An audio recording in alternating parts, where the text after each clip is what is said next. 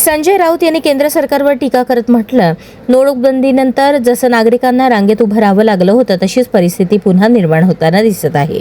काही धोरणांमुळे सामान्य जनतेला अडचणींचा सामना करावा लागत असल्याचा आरोप त्यांनी केला. सरकारने घेतलेल्या निर्णयांचा परिणाम थेट जनतेवर होत असून या परिस्थितीकडे गांभीर्याने पाहण्याची गरज असल्याचं त्यांनी सांगितलं. नागरिकांना त्रास होणार नाही अशा पद्धतीने धोरणे आखावीत अशीही मागणी त्यांनी केली. श्रीमान हरदीप पुरी यांनी तेच सांगितलं.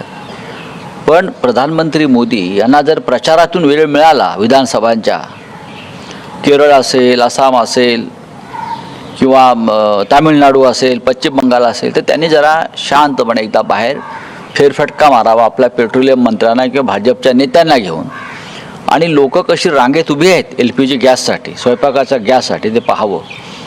आपण पुन्हा एकदा या देशाला नोटबंदीनंतर रांगेत उभं केलेलं आहे. का? तर घरामध्ये चूल पेटत नाही. कुठून आणणार तुम्ही स्वयंपाकाचा गॅस, LPG? आणि आपण खोटं बोलतात.